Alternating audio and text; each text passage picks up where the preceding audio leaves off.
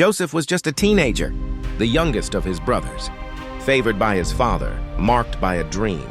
He dreamed big, too big for his brothers. He saw himself ruling. They saw him as arrogant. They didn't just envy him, they hated him.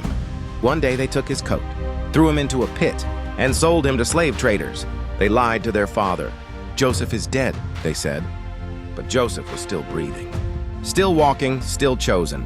He ended up in Egypt, far from home, far from comfort, but never far from God. Joseph served in Potiphar's house. He worked with integrity. He honored God. But lies came again. Potiphar's wife falsely accused him, and Joseph was thrown into prison. Pit then prison. But Joseph still held on. Even in chains, he interpreted dreams. He encouraged others. He stayed faithful. Years passed. He was forgotten, overlooked, until Pharaoh had a dream and no one could interpret it. Except Joseph. Joseph stood before Pharaoh, bold, wise, calm, he gave the meaning. And God gave him favor, from prisoner to ruler, second in command over all Egypt. And then the famine came, the same famine Joseph had foreseen.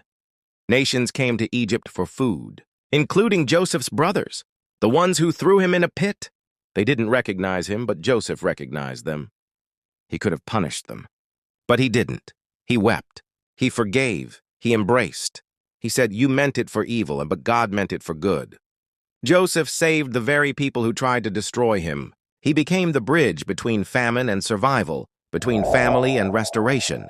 This is what God does. He takes betrayal and builds blessing. He takes delay and delivers destiny. He takes your pit, your prison, your pain, and turns it into purpose. Don't give up in the middle. The palace is still ahead. God is still writing your story.